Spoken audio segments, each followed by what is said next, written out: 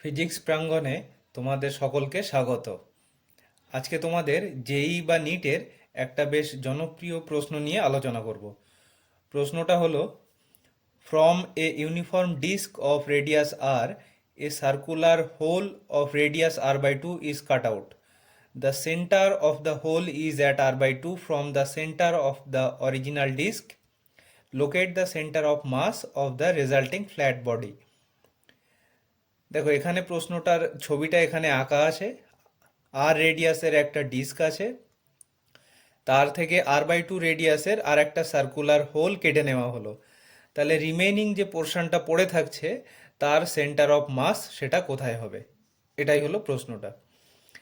এই প্রশ্নটার আনসারটা আমরা দুরকমভাবে দেওয়ার চেষ্টা করব। দুটোই হলো সেন্টার অফ মাসের ডেফিনেশন থেকে আমরা দেব।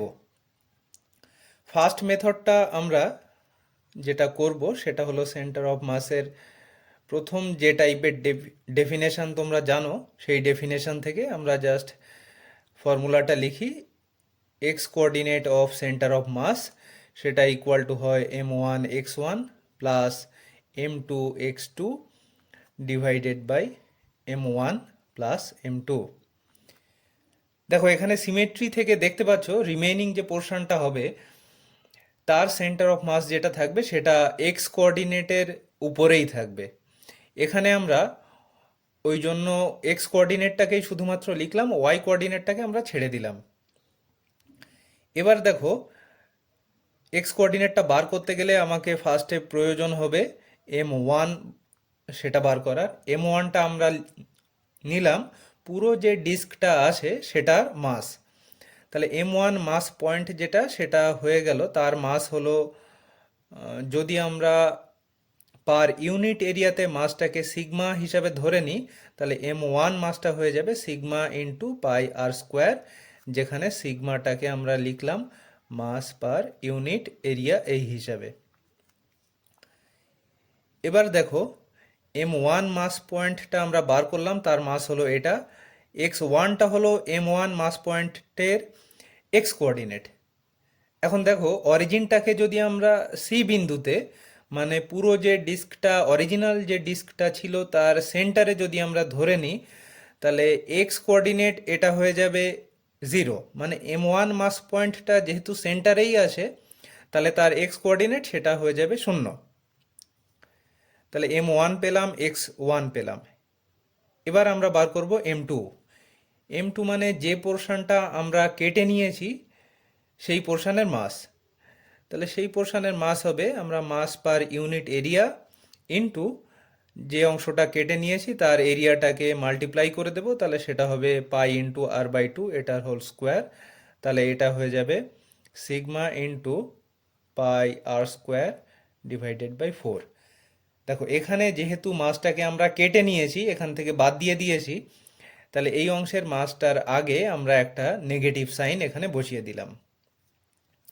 x2 মানে m2 যে মাস পয়েন্টটা আছে, যেটাকে আমরা যে অংশটা কেটে নিয়েছি তার সেন্টারে ধরে নিয়েছি, সেটার এক্স কোঅর্ডিনেট সেটা হবে আমাদের অরিজিন যেখানে আমরা ধরেছি, মানে মূল ডিস্কের সেন্টার তার থেকে r/2 এই ডিস্টেন্স দূরে। তাহলে x2 এটার মানটা আমরা লিখলাম r/2। এগুলোকে আমরা যদি, এটা সাপোজ 1 নম্বর সমীকরণ, এখানে যদি আমরা পুট করি তাহলে এক্স কোঅর্ডিনেটটাকে আমরা লিখতে পারবো m1 মানে sigma into pi R square into 0 plus m2 মানে minus sigma into pi R square divided by 4 into r/2 divided by sigma into by R square minus m2 এর জন্য এখানে হবে pi R square divided by 4। পুরোটা calculation করলে আমরা তাহলে শেষ পর্যন্ত পাবো, দেখবে এখানে -r/6। তাহলে এটা যেহেতু আমরা পজিটিভ ডিরেকশন নিয়েছি, তাহলে -r/6 মানে এটা হবে অরিজিনাল ডিস্কের সেন্টার থেকে r/6 ডিস্টেন্স বাঁদিকে। এটাই হয়ে যাবে রিমেনিং পোর্শনের সেন্টার অফ মাসের পজিশন। এবার আমরা সেকেন্ড মেথডটাতে আসব। সেকেন্ড মেথডটা এটাও আমরা করব সেন্টার অফ মাসের অল্টারনেটিভ একটা ডেফিনেশন থেকে। সেটা হলো moment of mass about the centre of mass is always zero. তাহলে এম আই এক্স আই এটা সামেশন, এটা হবে শূন্য, যেখানে আমাদের মনে রাখতে হবে এক্স আইটা আমরা মেজার করছি with respect to the centre of mass. তাহলে এটাকে আমরা যদি ভেঙে লিখি তাহলে এটাকে আমরা লিখতে পারবো m1 x1 plus m2 x2, এটা ইকুয়াল টু হবে জিরো। এবার এখানে আমরা যেটা করব সেটা হলো পুরো যে ডিস্কটা আছে সেটাকে আমরা দুটো পোর্শনের সাম হিসাবে ধরবো। কোনটা কোনটা? প্রথমটা হলো রিমেইনিং যে পোর্শনটা আমাদের পড়ে থাকছে সেটা, প্লাস আমরা যে অংশটা কেটে নিয়েছিলাম ওই অংশটাকে নিয়ে যদি আবার এখানে আমরা জুড়ে দিই, ওই অংশটাকে নিয়ে যদি আমরা এখানে আবার জুড়ে দিই তাহলে অরিজিনাল যে ডিস্কটা থাকবে সেটা আমরা ফেরত পেয়ে যাব। তাহলে আমার অরিজিনাল যে ডিস্কটা সেটা দুটো মাস পয়েন্টের সাম হিসাবে আমরা লিখতে পারবো।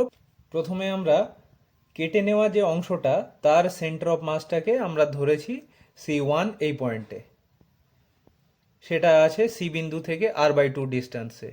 রিমেইনিং যে পোর্শনটা আছে তার সেন্টার অফ মাস বা মাস পয়েন্টটা আমরা ধরেছি C2 বিন্দুতে, সেটাকে আমরা ধরে নিই সি বিন্দু থেকে সেটা আছে x1 দূরত্বে। তাহলে ব্যাপারটা আমার যেটা দাঁড়ালো সেটা হলো C1 এবং C2 এই দুটো বিন্দুতে যে মাস পয়েন্টগুলো আছে তাদের সেন্টার অফ মাস যেটা হবে সেটা হবে সি বিন্দুতে, মানে অরিজিনাল যে ডিস্কটা ছিল তার সেন্টার যেখানে সেখানেই আমরা এই দুটো মাস পয়েন্টে সেন্টার অফ মাসটাকে পেয়ে যাব। তাহলে সেটাকেই আমরা এবার এখানে পুট করি m1, সেটা মানে হলো রিমেইনিং যে পোর্শনটা ছিল তার মাস, সেটা হলো তাহলে sigma into pi R square minus pi R square divided by 4 into x1, মানে রিমেনিং পোর্শনের যে মাস পয়েন্ট সেটার দূরত্ব with respect to centre of mass, তাহলে সেটা হবে x1 প্লাস m2, মানে কেটে নেওয়া যে অংশটা ছিল সেটার মাস, সেটা হলো sigma into pi R square by 4 into x2, মানে সেন্টার অফ মাস থেকে এটার ডিস্টেন্স সেটা হলো r/2, এটা ইকুয়াল টু হয়ে যাবে জিরো। এটা যদি আমরা ক্যালকুলেট করি তাহলে এখান থেকেও আমরা পেয়ে যাব x1, সেটা ইকুয়াল টু হলো -r/6। তাহলে দুটো ক্ষেত্রেই আমরা সেন্টার অফ মাসের ডিস্টেন্সটা আমরা পেলাম অরিজিনাল ডিস্কের সেন্টার থেকে r/6 এই ডিস্টেন্সে। সেকেন্ড যে মেথডটা এটা অনেক সময় আমাদের সেন্টার অফ মাসের যে প্রবলেমগুলো থাকে সেটা করতে আমাদের বেশ হেল্পফুল হয়। সুতরাং তোমরা এই মেথডটা দেখে রাখতে পারো, কাজে হয়তো দিতে পারে তোমাদের। Thank you.